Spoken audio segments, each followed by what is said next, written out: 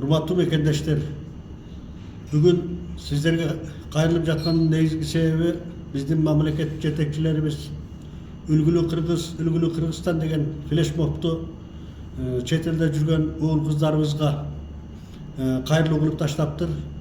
Ошого карата аксакал катары анын үстүнө мен бүткүл дүйнөлүк аксакалдар кеңешинин төрагасымын. 200дөн ашык дүйнө жүзүндө аксакалдарым бар.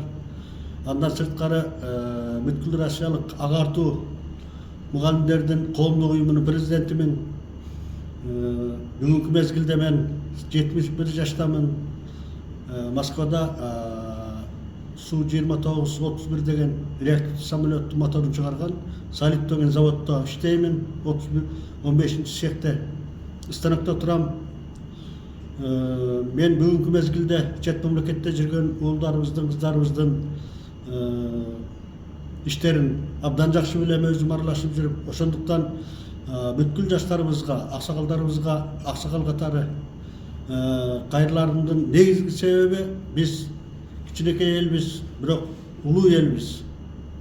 Ошол улуулугубуз биздин башыбызда калпагыбыз, кыргыз үйүбүз, колубузда комузубуз, жаныбызда манасыбыз, шунун баардыгы дүйнө жүзүндөгү эң улуу калктардын арасына киргизет.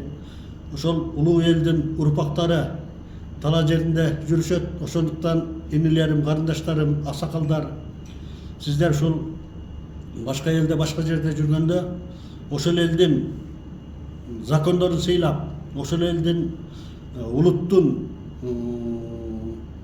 урматтап, сыйлап, алардын тилин, алардын бүтүндөй нерселерин сыйлап жүргөнүңөрдү суранат элем. Андан сырткары кыргыз элинин кылымдан бери келе жаткан үрп адаты, салты, наркы, улуу маданияты бар. Андан сырткары кыргыз тил деген эне тилибиз бар. Ушул салттарыбызды, эне тилибизди унутпай, аксакалдарыбыз жаштарыбызга жеткирип, жаштарыбыз ынтымакта болуп, азыркы мезгилде биздин мамлекетибиз Кудай бизге ушундай бейиштин жериндей өлкөнү берген экен. Мына азыр мамлекет башында тургандар күн түндөп башын канжыга байлап коюшуп, мамлекетибиздин үстүндө иштеп жатат, мамлекетибиз өсүп, өнүгүп жатат. Ошондуктан биздин кошкон салымыбыз абдан чоң.